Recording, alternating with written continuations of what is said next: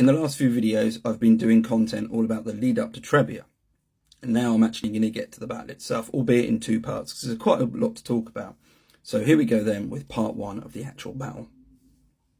Before I go any further, I need to talk about one of the consuls that I've not really spoken about.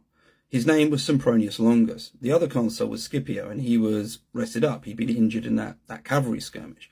Sempronius Longus was desperate to get hold of Hannibal, and for good reason. He could win himself glory, he could win himself fame, all of those things. But the big problem for Sempronius Longus was that he didn't have much time to do it.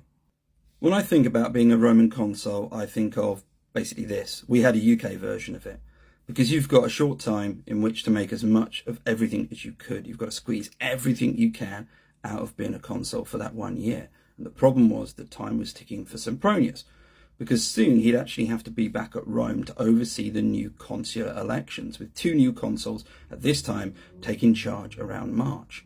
So you might imagine he sat there thinking, if I don't beat Hannibal, someone else is going to. Like the next guys up, they're going to get the chance to win all this fame and glory, and I would have missed out. So this sort of fed into his decision making, and in fact it was something that would often lead Rome to make not short-term decisions against Hannibal, but shall we say more impetuous ones. And certainly he was hopeful of getting hold of Hannibal in late December, and of course that's what he did. So Hannibal really didn't need to bait him a great deal, just needed to give him enough of a flash of the fishhook, and sure enough, Sempronius would come swimming along. The battle takes its name after the river Trebia, itself a tributary of the river Po. And it's really important to note this because the Trebia at this time was swollen. In fact, Polybius says it was sort of waist or chest high, and this was really icy water. This is not going to be easy to ford. And of course, Hannibal knew this.